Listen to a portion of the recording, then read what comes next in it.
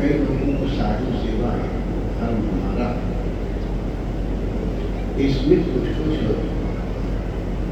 तात्पर्य वो बोध में करना।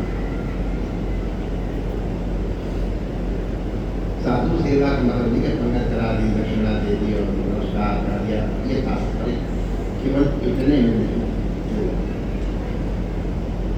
साधु सेवा का मतलब है पहले सेवाया आते संतों का भजन करो। भजन करो ने अभी हम लोग सुन रहे थे भजनम भक्ति को संग बनो। साधु के बिना रहा न जाए। हमारे चिदम वाले ब्रह्म से पूछो, उनको भोजन न देना, लेकिन जब वो न मिला आसक्ति।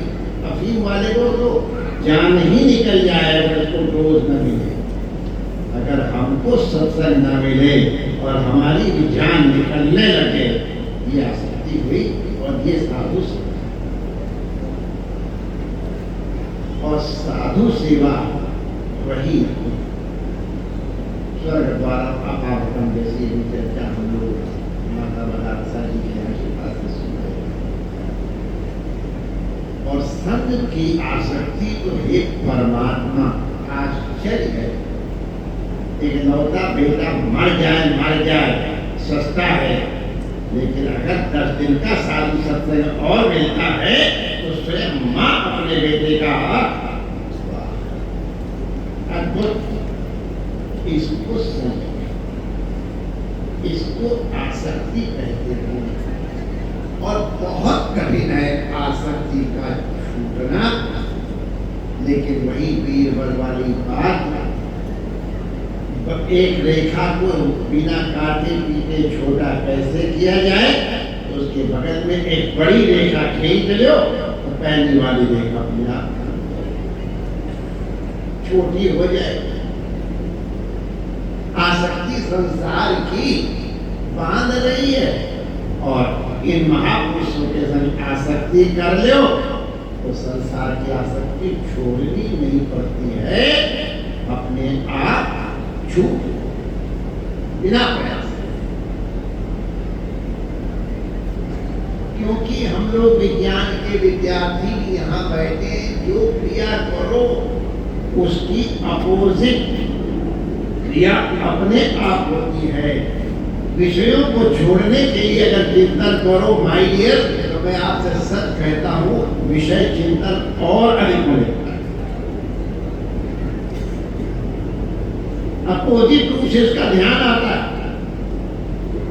तो वही बुल्ले शाह की बात करें, आसक्ति माय डियर क्यों चिंता कर रहे हो, इत्थों उठ के ऐसे लौड़ा कानून बात बहुत बात।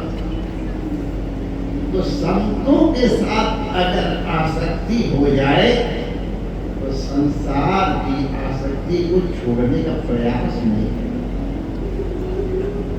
और संत अनुग्रह ही सबसे बड़ा अनुग्रह है। जिंदगी भर नहीं बोले, जला कटा खाते रहे, गार खाते रहे, धूल मिट्टी सहन करते रहे, काली के आगे बलि दी जाने लगे तो भी नहीं बोले।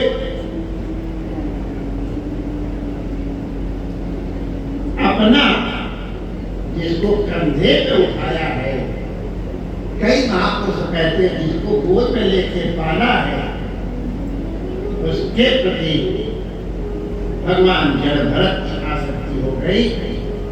इकट्ठे सारी जिंदगी को जो बोलना था, जाके नहीं बोले महाराज आपके बात। सब कुछ सुना दिया, ये लो पढ़ो, ये वो सब नाटक सुना दिया, और कहते ड्राइवर सुना तो मेरे प्यारे होना माय डियर, इसलिए तुम्हें फाइनल बात कहना, ये जितनी चीजें हमने बताई ना, तपस्या ये वो सब बहुत ऊंची चीजें हैं, लेकिन मेरे प्यारे ये ध्यान रखना, माने वो प्यारा परमात्मा माय डियर जो भी आप हो, तब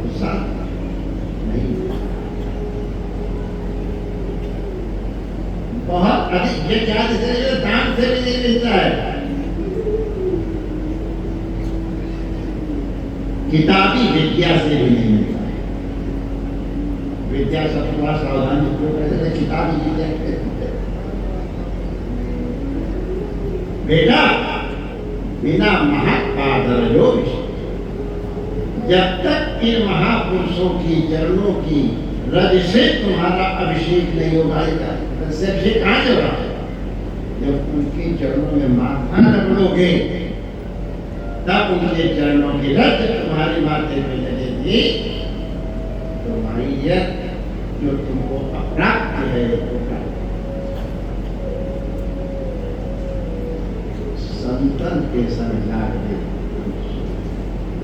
तो साधु सेवा का तात्पर्य है संतों के साथ प्रेम, संतों के साथ प्रेम रखोगे तो उनके अनुग्रह से तुम्हारे भाव में परिवर्तन होगा। हम इसको एक उदाहरण से कोशिश करेंगे स्पष्ट करने की। तुम जो भी साधन करते हो उस साधन का फल तुम्हारे विनियोग से होता है। संतान से भी बहुत बड़े पंडित बैठे हमारे बगल में, इसलिए निर्भीक होकर बोल रहा हूं। मंत्र का, क्रिया का और जो अन्य चीजें हैं, यज्ञादि का फल किमर्थे विनियोग, उसका फल जिस तरह का आपका विनियोग है उस तरह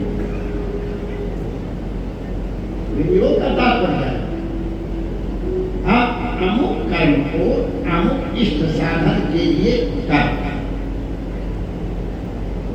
तो वो वही एक वस्तु आप गायत्री मंत्र या कोई भी मंत्र,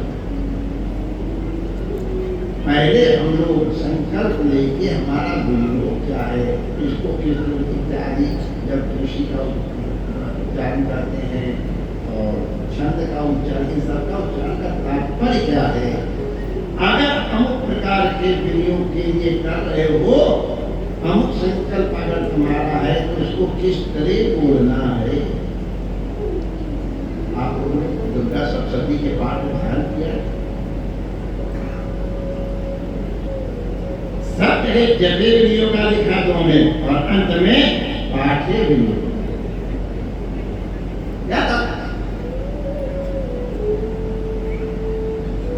एक ही मंत्र का अगर आपका संकल्प भेद है तो फल भेद होता है।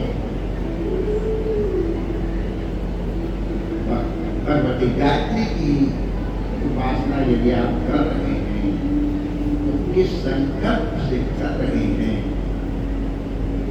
सर्वदाता भगवती गायत्री वो आपके संकल्प के अनुसार। अब इससे अधिक हमसे नहीं पूछना, क्योंकि हम बताने के अधिकारी नहीं है कि जितने भी ब्रह्मास्त्र इत्यादि है ना, सब गायत्री मंत्र के ही विनियोग इत्यादि के होते हैं। उनका थोड़ा मंत्र का एक और उनको स्वरूप ऐसे हो जाता है जो चाहो।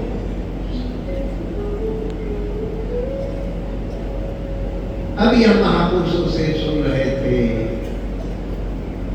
कि सनत कुमारों का और नारद जी का संवाद सुने। बड़ी लंबी चौड़ी लिस्ट बताई है नारद जी ने कि भगवान ये मैंने पढ़ा, ये अधीता, ये अधीता, ये सब बताया है। उन्होंने तो नाम ही सबको नहीं मालूम होंगे और नारद जी कह रहे मैंने सबका सब अधीता। इसका मतलब ये है शास्त्र निष्फल हो गए। बहुत बड़ा आक्षेप है। मैंने इतना सब कुछ पढ़ लिया महाराज, हम ये ठंडन पाला मैंने तो हम सोचा नहीं। ये शास्त्र का अपलाप नहीं, कहते किसको हैं? ये कोई ठीक नहीं, आपको बता दूं। जैसे हमारे यहाँ पहले बड़ी परंपरा रही, आजकल तो कोई 1.5 अक्षर पढ़ जाए और कहीं थोड़ा सा बोलने लग जाए, प्रवचन देने लग जाए और 10-5 जने पीछे चलने लग जाए तो देखते हैं कि हम लोग वाले हमको दंडोत कर रहे कि नहीं कर रहे।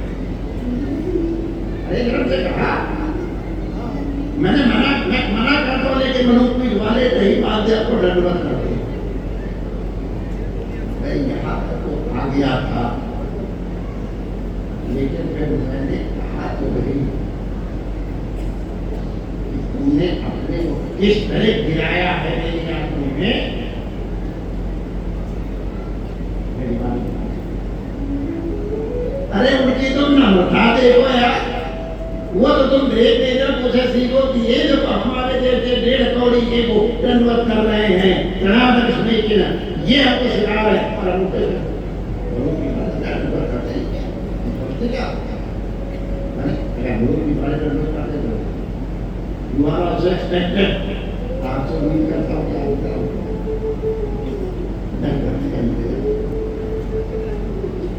अभी जिनका नाम महाराज जी ले रहे थे, बड़े साहब कितने तो मंडलेश्वर उनके बड़े 3 जगह क्यों बैठ के करना और एक पहले हमारे यहाँ विद्वान, अगर कोई महापुरुष विद्वान मिलता था तो नम्र होकर के उससे सीखने की चीज।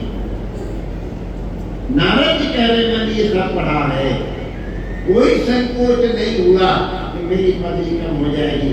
बाबा मैं सोच रहा हूँ हमारे शोक की निवृत्ति क्यों नहीं हुई, इसका मतलब मुझे आत्म तत्व का अवबोधन क्यों नहीं होता। शोकम आत्मवेद, इतना पढ़ करके मैं आत्मवेदता नहीं हो पाया, क्या यही किसी हिमाचल प्रदेश की सच्ची घटना है। तारीख दिन तो हमको याद नहीं है, लेकिन लोकेशन आपको हम बता सकते हैं। लगभग मनाली में जहाँ हिडिंबा मंदिर है, उसके थोड़ा सा अगल बगल पहले एक बड़े अच्छे संत रहे,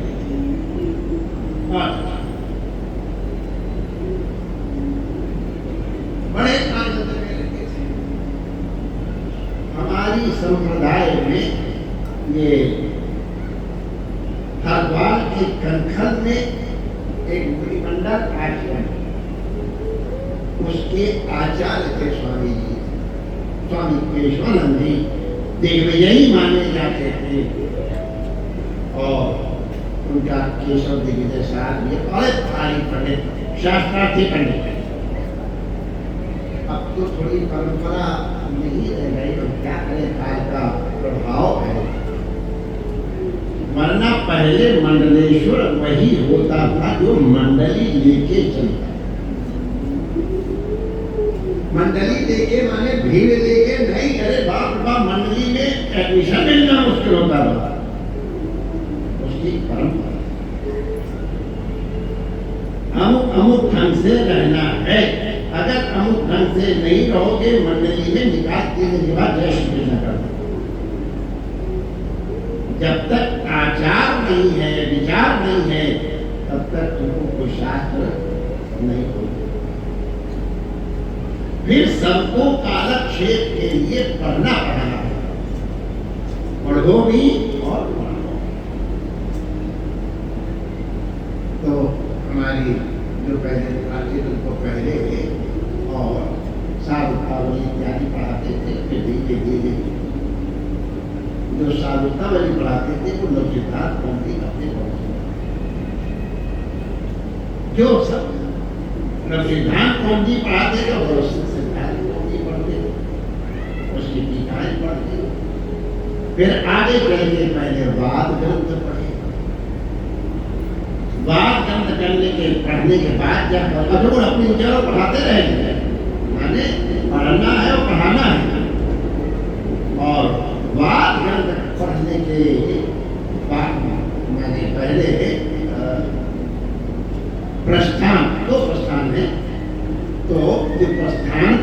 प्रस्थान है गीता, उपनिषद, ब्रह्मसूत्र, या इसी प्रकार से भागवत इत्यादि क्रम ये भी रहा है। लेकिन मैं इसकी सिद्धांत करना पढ़े लिखा जो करता हूँ, जिन्होंने वो प्रस्थान तय पढ़िया नीचे वालों को पढ़ा रहे हैं और ऊपर वालों से वादक प्रस्थान पढ़ रहे हैं, अद्वैत सिद्धि, खंडन खंडखाद्य और चित्त। जो लोग ये पढ़ा रहे हैं वो फिर पंडित केशवान जी जैसे महापुरुषों से गौर ब्रह्मानंदी टीका पढ़ते थे, खंडन की शारदा टीका पढ़ते थे। तो हम आपसे करें पंडित केशवानंदी के यही बड़े भारी पंडित जहाँ जय जयकार शास्त्रार्थी वो यहाँ आए 60-70 वर्ष से अधिक की घटना तो हो ही नहीं, हम ही को देख के समझ ले, हमसे बहुत पहले घटना है। केशवानंद जी महाराज आए और उन संतों के पास दर्शन करने के लिए गए। इतने बड़े महामंडलेश्वर कोई आंकड़ा नहीं गए और उनको प्रणाम करके बैठे। अरे आज आत्मा हमको बुला देते हुए आ जाता, पर पहले आपने से केशवानंद जी महाराज देखते संत की मस्ती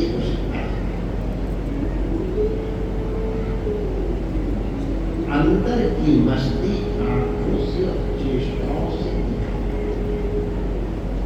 रामकृष्ण परमहंस कहते हैं संत बहुत दबा करके छिपा के रखते हैं, लेकिन आंखों से और आंखों से उसकी मस्ती छलक है। रामकृष्ण परमहंस कहते बाबू ठेकेदार का नाम भी आज मैं उनका नाम ले रहा था। रईस में पूजा ये कानून सो ये सब चलते थे नाटक के लिए, तो खिड़कियां बंद रहती थी। तो ठाकुर कहते हैं परमहंस देव जी कि जब जब खिड़कियां बंद हैं लेकिन खिड़कियों की झिल्ली से अंदर प्रकाश हो रहा है, ये प्रमाणित है। तो संतों की आंखों की मस्ती से उनके अंदर क्या दिया चल रहा है वो प्रत्यक्ष होगा, अनुमानित नहीं। केशवानंद जी ने पूछा महाराज आप किस मस्ती का कारण क्या है, आप इतने मस्त कैसे रहते? तो जैसा संतों की आदत है, इतने बड़े आप देख गए और मेरे जैसे यहाँ पढ़ा हूँ नदी के किनारे, क्या नदी अभ्यास नदी उसके किनारे पढ़ा हुआ हूँ, तो रोटी खा रहा हूँ आपके नाम पे, तो मैं जी रहा हूँ।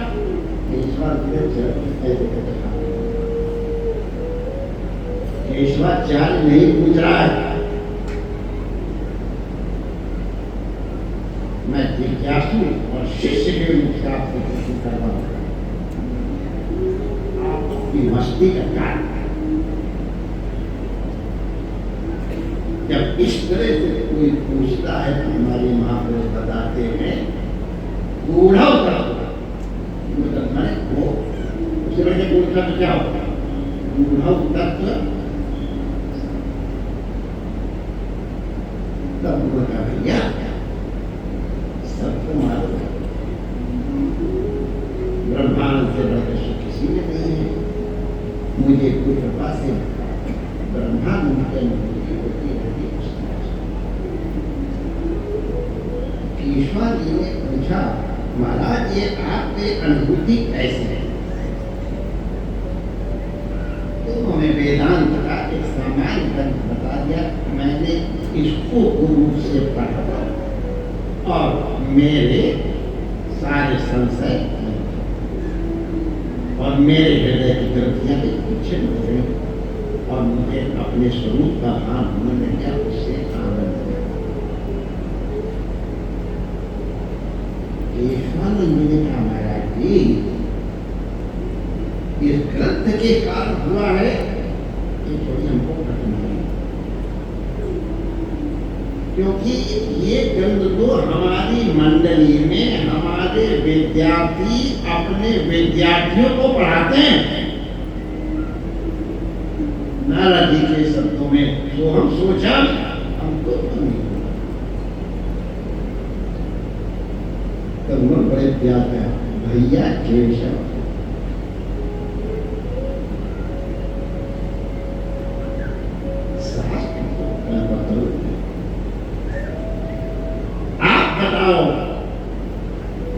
कि जब तुम शास्त्र पढ़ रहे थे तो तुम्हारा क्या संकल्प केशव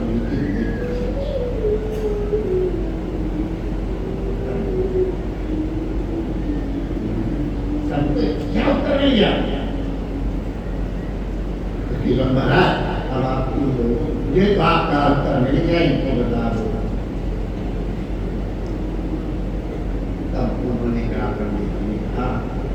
जब मैं पढ़ रहा था तो मेरे मन में था मैं विद्वान हो जाऊं, दिग्विजयी हो जाऊं, जैसा होता वो संत कहते जब मैं गुरु कृपा से पढ़ रहा था तो मेरे मन में केवल एक संकल्प था जो मंगलाचरण में आया था, मेरे हृदय के सारे संशय तुमको जो चाहिए था वो तुमको मिला और मुझे जो चाहिए था वो अतीत शास्त्राण्यपि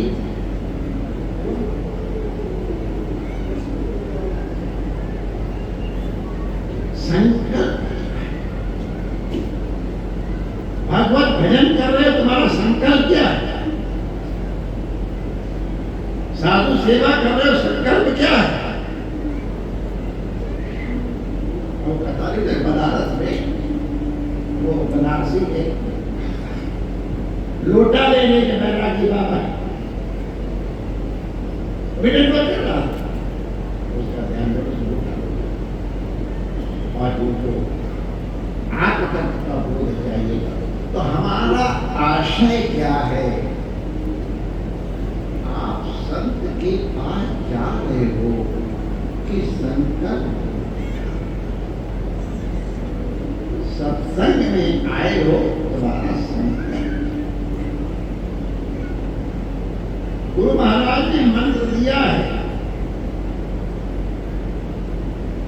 उस मंत्र के जप का फल आपके संकल्प के अनुसार। एक ही मंत्र है, विधि भी एक है, लेकिन जिस तरह का तुम्हारा अधिकार है उस तरह का अर्थावबोध तुमको प्राप्त। 5 संप्रदायों की ये सबकी चर्चा हमारे महाराज जी कर रहे थे। संप्रदाय काहे के लिए? संप्रदाय पे अलग अलग होने के लिए नहीं,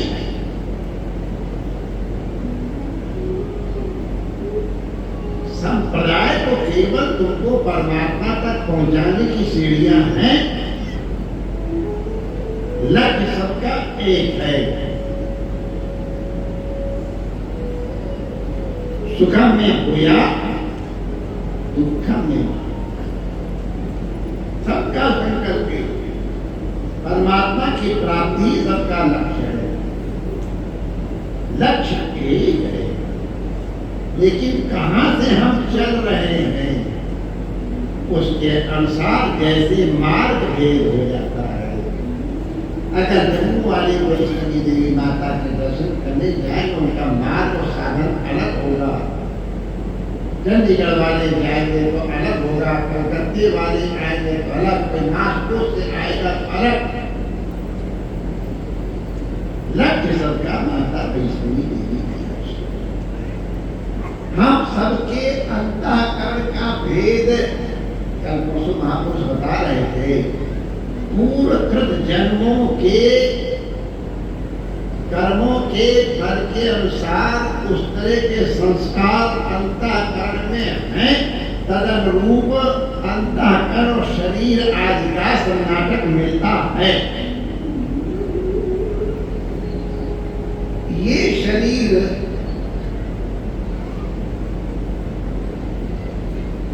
भोगायतन है, तत्र भोगायतनम शरीरम। भोग का तात्पर्य जो पहले तुमने किया है उस कर्म को तुमको भोगना ही पड़ेगा। अवश्यमेव भोक्तव्यम कृतम कर्म शुभ और अशुभं च।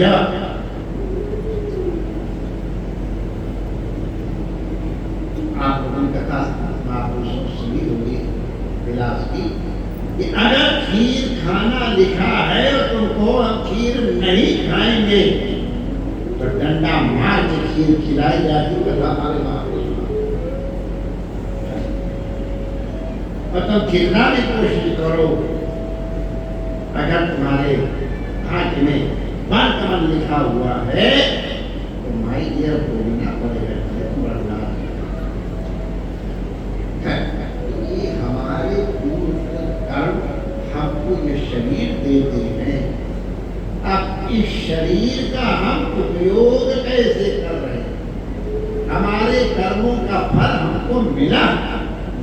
हमको 100 रुपए का नोट मिला, हमारे समय तो 10 रुपए को बोल रहा होगा हमने पढ़ा दिया 100 रुपए का नोट हमको पूर्वकृत कर्मों के अनुसार मिला है। अब उस 100 रुपए का हम कितने विनियोग कर रहे हैं? ये केवल विवेक मनुष्य को मिला है और किसी को नहीं। ये ज्ञानम देशाम अधिकम विशेषण का तात्पर्य विवेक है। विवेक माने नील क्षीर मिलके आए हैं, जो ग्राह्य उसको ले लो और जो अग्राह्य को त्याग किया। हमारे सामने 100 रुपए का नोट है, ये हमारा प्रारब्ध कर्म है। जिन्होंने महापुरुषों की संगति की है, महापुरुषों की संगति से विवेक ही मिलता है। गुरु से संग विवेक ही प्राप्त होता है। माय डियर, व्याप्तम ये न चराचरम कल्पे महाराज ने सुनाया था। आजकल से कोई दो दीक्षा नहीं दी थी, अब वो बना दिया, सीख लिया। अरे वेश्या से सीखा, गुरु बना ले, कोई कहना मत हो निकला। यहाँ से हमारे यहाँ तो पुत्रों ने अपने पिता को सिखाया है। अभी मैं आपको विचार कर रहे थे सिखों के बारे में। हम आपसे कह रहे हैं, आज हम उन गुरुओं की कृपा, उनकी सेना की कृपा है जो आज हम यहाँ चोटियां जने उठाड़ के बैठे। यही कश्मीर की घटना है। कौन जाएगा अपना सिर कटवाने के लिए? बेटा कहता है, अरे धर्म की रक्षा के लिए पिताजी आपसे बढ़ के कौन होगा? पिता पुत्र के कहने से गया और शीश दिया। शीश गुरुद्वारे के दर्शन करो, शीश जगह सिर ऐसे झुक जाता है। क्या किया कुर्बानी? अरे महाराज, छोटे छोटे बच्चों ने तुमको सब सुख मिलेगा, लड़कियां देंगे, राज देंगे, तू अपना धर्म छोड़ दे। पता नहीं अगर हमारे सामने जो परिस्थिति आए तो क्या होगा? मुझे तो घबराहट होती है। समझाया जा रहा है, बेटा मान जा। अगर जीते जी इतना इतना माने दिल दिल करके मारा जा रहा, ऐसी कुर्बानी देने वाले धर्म के नाम पर क्या? तो हम कह रहे थे, 1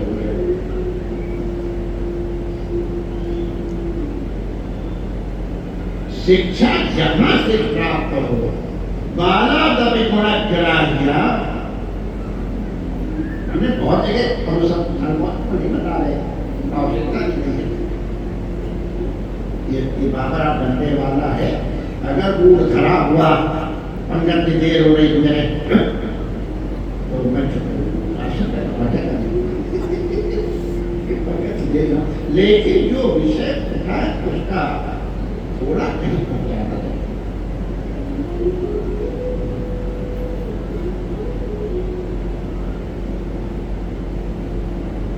यहीं पर बैठे हुए हैं दोनों जने हम। एक बहुत बड़े महापुरुष ने, महाराज आपने हमको ये विद्या दी है, मैं संग रह गया। ये तो केवल हमारी वैश्य परंपरा में विद्या है, कैसे प्राप्त हुई?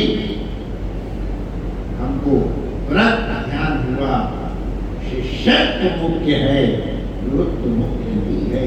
जो अत्यंत हमारे घर की विद्या थी वो कहां से प्राप्त कर ली? वाह, मुझे भी श्रद्धा, लेकिन ठीक हमारी परंपरा। एकलव्य को द्रोणाचार्य जी ने कितनी शिक्षा दी बैठा करके, ऐसे ज्या बांधना है और ऐसे करके करना है। केवल श्रद्धा के वशीभूत होकर के, गुरु आश्रय देकर के विद्या गुरु से प्राप्त करी। गुरु को देते हुए नहीं देखा गया, लेकिन शिष्य को प्राप्त करते हुए तो हम लोग सबने देखा। अर्जुन वो विद्या नहीं सीख पाया। गुरु का सबसे प्यारा शिष्य है जो अत्यंत समर्पित शिष्य ने गुरु समर्पण सबसे बड़ी बात है। पूरा कहते गुरु दूसरा ठाड़ हो जाए, लेकिन अगर चेला न सीखा जाए कुछ होना नहीं। और अगर शिष्य समर्पित है, एकलव्य समान है, गुरु प्रत्यक्ष नित्य प्राप्त नहीं, वो विग्रह से प्राप्त नहीं, अखंड मंडलाकार से प्राप्त हुआ है। लेकिन तुम्हें देते नहीं देखा, मगर थोड़ी एक ही मंत्र गुरु के द्वारा प्रदान किया गया है। ये उनकी बात कर रहा हूं जो जप रहे, जो नहीं जप रहे हैं वो तो बहुत अच्छे हैं। तुम्हारी पूर्ति और हमारी पूर्ति, तुम्हारा अंतःकरण अजिम फैल 100 रुपए का तुमको नोट है, तुमको विवेक मिला है, बड़ी बढ़िया बोतल मिलती है, अब तो बड़ी महंगी हो गई है। तो कल परसों पता चला दवाई के लिए उसको खरीदे 100 रुपए लग गए। 2 टाल वाली चीजें खरीदे 100 रुपए लग गए। 100 रुपए लेके गंगा जी के स्नान करने चले गए, किसी भूखे को भोजन दे दिया, ठाकुर जी को नैवेद्य लगा दिया, कि संत के सेवा में लगा दिया, 100 रुपए का फल। रुपया 100 ही है, लेकिन किस तरह तुमने प्रयोग किया है कि तुम्हारे गुरु तुमको टॉर्च दे देगा। जैसे हमारे गुरु महाराज ने कहा, हमने तुमको लालटेन दे दी है, लालटेन तुमको केवल रास्ता दिखाएगी, चलना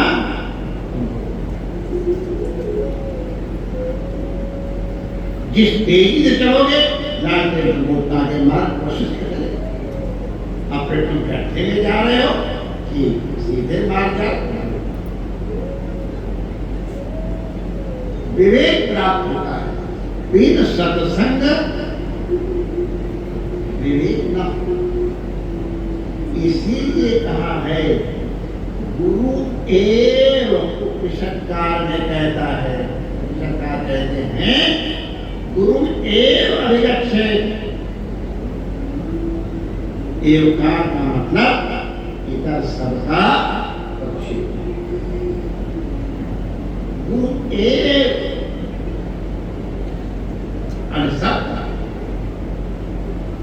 कैसे गुरु के पास जाओ? गुरु जी हमको दंडवत करें, गुरु बीच वाले पर अनुभव करते हैं, अरे सच्ची मैं झूठ नहीं बोल रहा हूँ, नाम नहीं बताओ बोलता है। आपको बड़ी शर्म आई, पहले गुस्सा है ऐसे पूरे को दिखा रहे हैं, अब हम तो तुमको दिखा रहे हैं और तुम और कुछ करो। क्या करें भाई, विवेक 100 रुपए का नोट कैसे प्रयोग कर रहे हो, इनसे ये भी सीखा जा सकता है। दुनिया जिनको पूछती है वो हमको दंडवत कर रहे हैं, ये ध्यान लीजिए ना, ये सीधा इतने बड़े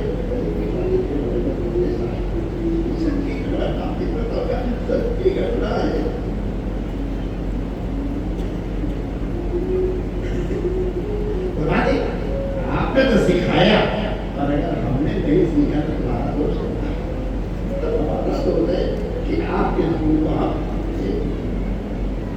तो हमको विवेक मिलेगा सत्संग शास्त्र। अरे भाई हमने कहा था महाराज जी कई बार उसको भूल करते हैं, अगर शास्त्र पढ़ने से होता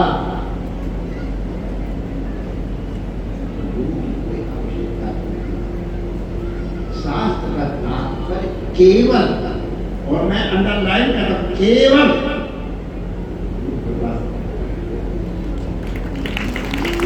सुखदेव जैसे अमलात्मा परमहंस देव 7 दिन तक पूरा जोर लगा के परीक्षित को सुनाए, कितना वैराग्यवान, सब कुछ छोड़ करके आके बैठा है, उसको कृष्ण की चेष्टाओं में सुने। हमारे महापुरुष कहते थे कि भगवान की ये लीला ही है, वरना सूर्य महाराज तो चढ़ गए थे नशे में, न जाने क्या क्या रहस्य खोल देते, न जाने क्या क्या उसे बता देता।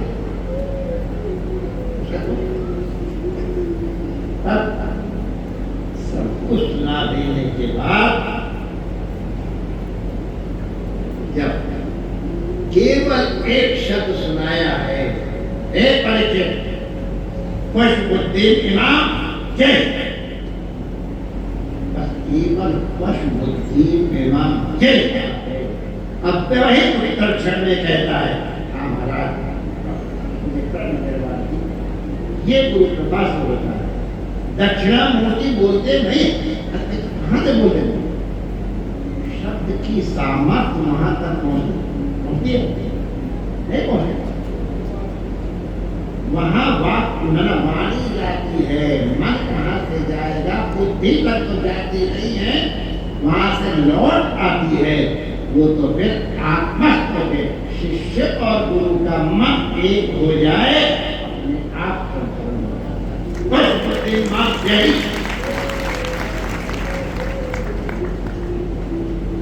ये गुरु शिष्य का शास्त्राध्ययन इत्यादि जो है ना, ये गुरु की सन्निधि की सन्निकट होने की एक पद्धति है।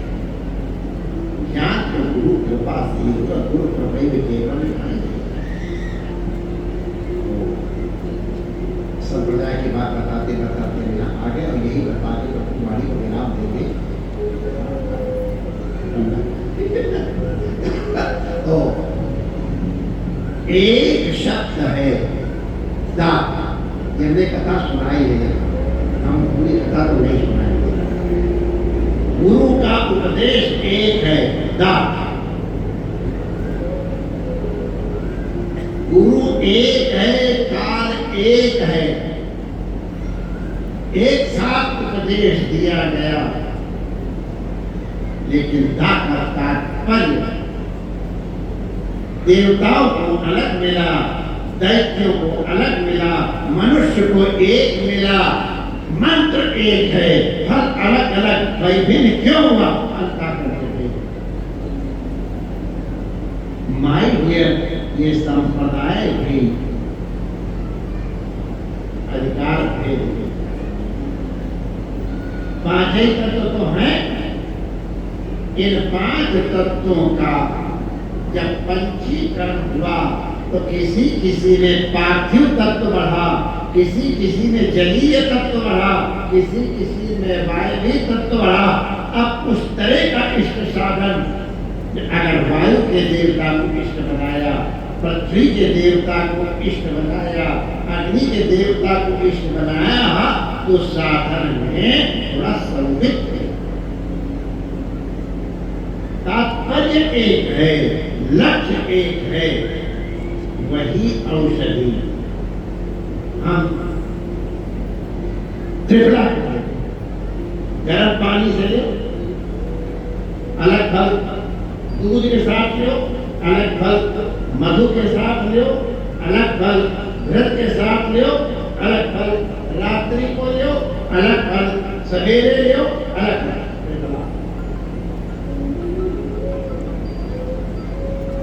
एक है लोग विद्वानों में नहीं कह रहे,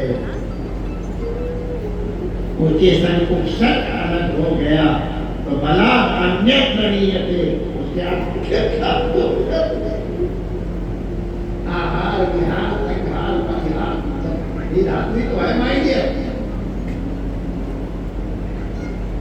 अंतःकरण के अनुसार गुरु की वाणी चलती। हमारे जो ये बात कहते हैं, हम अपनी वाणी को विराम देना चाहेंगे जरूर। हमारे काशी के बाहर कुछ स्वामी खन्ना जी महाराज ने उनके दर्शन किए। एक तो बाबा जी हम लोग सामने दिखाते हैं सबको, और बच्चे 3 दवाई थी, बच्चे 30 कोई रोगी आवे ठीक है, बिजली वाले महात्मा कहलाते हैं। और एक बात तो उनसे बढ़िया ये सच्ची घटना आप जाओ तो परम स्वामी खन्ना जी महाराज के जीवन में पढ़ लेना। तो कोई आता था नीचे से कोई घास उठाई और पता ऐसे उसको पसंद थे जैसे पता मुझे घूमते थे कि घूमते मुझे मालूम नहीं है, हम दरबार लेकर घूम लेते होंगे गलत के स्वाद जाओ पहले जाओ ठीक हो जाओ। लोग चाहते थे ठीक हो,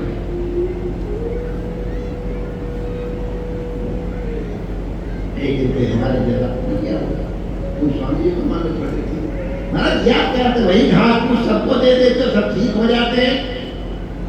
तब उन्होंने रहस्य बताया,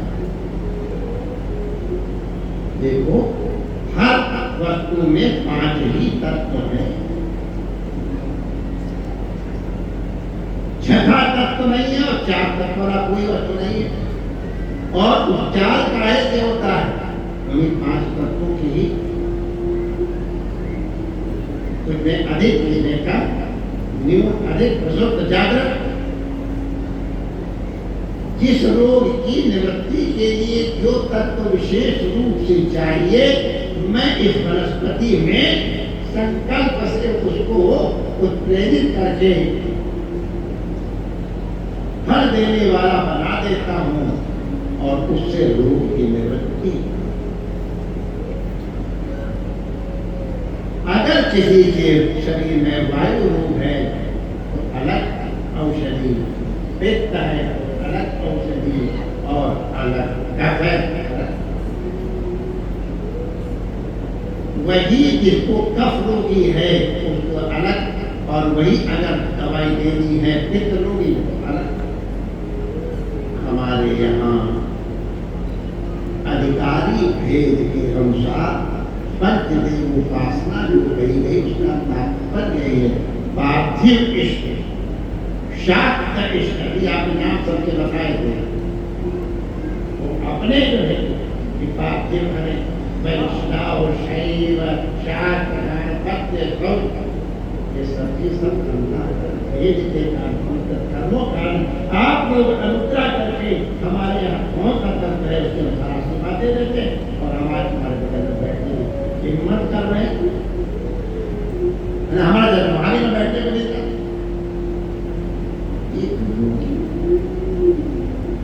संप्रदाय का लक्ष्य केवल एक है, परमात्मा की प्राप्ति हो या सुख में हो या किस रास्ते पे तुम्हारा कल्याण होगा, ये गुरुदेव अंग्रेजी में कहें तो कैलकुलेट करके विचार करके तुम्हें औषधि दे देते, जैसे बाबा जी देते रहे तो मिल गई माय डियर। अगर उस दवाई का तुमने प्रयोग नहीं किया तो चाहे कितने सत्यनारायण वैज्ञानिक काशी वाले हों तो क्या, आपने दवाई तो ली लेकिन उपलब्ध किया तो वैद्य क्या कर लेंगे। इसलिए रामचरित मानस का अंश स्मरण कर लो, हम गाय दे नहीं, लेकिन सदगुरु वैद्य उनके वचन के ऊपर जिन्होंने वाणी दी है उस पर विश्वास करो, संशय नहीं करो। जिसका उन्होंने निषेध किया है उससे बचो, जिसने आपको प्रेरित किया तो करो, अवश्य दुख की निवृत्ति हो जाए। अरे माय डियर, भागवत वही है, भागवत औषधि है बाबा, उसको भी सुना क्या सुना, और वो की औषधि, भागवत अमृत भी है और भागवत रसायन भी है। क्या है भागवत? औषधि मानो कि रसायन अमृत। तो जो जिस तरह का रोगी है, भागवत वही भागवत इन्हीं महापुरुष से सुनी हुई चीज अगर हमने मनोयोग पूर्वक सुनी है तो अगर हमारे रोग है तो उसकी निवृत्ति हुई। रोग की निवृत्ति के बाद फिर उनको वो रसायन दिया जाता है और उसके बाद अगर कमजोर शरीर में रसायन जो गड़बड़ा जाता है फिर तो अमृत हो जाता है। उसी तरह से गुरु के उपदेश के अनुरूप अगर हम जैसा अभी हम लोग चर्चा कर रहे थे, गुरु महाराज ने कहा है साधु सेवा धर्म हमारा, इसी के ऊपर चर्चा चल रही थी। साधु सेवा धर्म हमारा, साधु सेवा का तात्पर्य है उनके प्रति अत्यंत आसक्ति, अत्यंत आसक्ति हो जाएगी तो तुमको फिर उनके ऊपर वचन पे विश्वास करने की जरूरत नहीं रहेगी। तुम उत्तमोत्तम शिष्य बन जाओगे। उनके हृदय में जो आएगा वो तुमको सुनाई पड़ेगा। गुरु बैठे मानसिक पूजा कर रहे हैं और गुरु की मानसिक पूजा शिष्य पंखा हाँक रहा है, अंदर घुस गया शिष्य। गुरु की पूजा में विघ्न ना आवे, जरा सा पंखा कर दिया, महाराजा पूजा करो वो तो हो गया। ये चिंतितम कुर्यात् प्रोक्तकारी समर्थ्यमा अथमा श्रद्धया कुर्यात् अकर्तो चैतम पितो साधु सेवा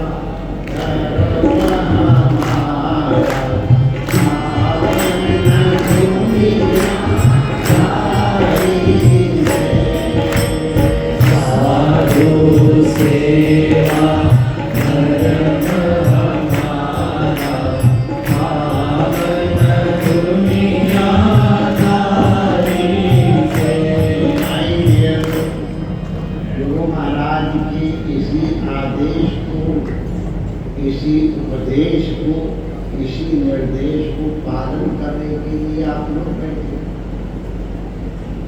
देखो महाराज ये बताइए में ये उत्सव नाटक के चतुर्थी को क्यों हुआ,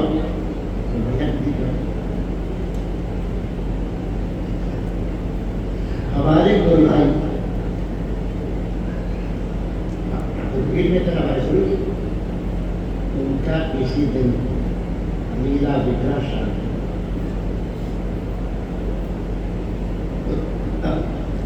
गुरु का प्रेम तो सबको होते ही, सब लोग रो रहे। अरे मैंने कहा आइडिया रोते क्यों यार, पूजी तिथि को बिहारी बैठा दिए गए, ये तुम्हारे गुरुआ है। इसलिए और उनका पूर्व आश्रम का साहब जी यही था। क्या फर्क पड़ा? इथों उठ के इतने लौड़ा महाराज जी उत्सव गुरु स्मृति दिवस है, इसलिए गुरुओं के वचनों के ऊपर कुछ चर्चा की गई। साधु सेवा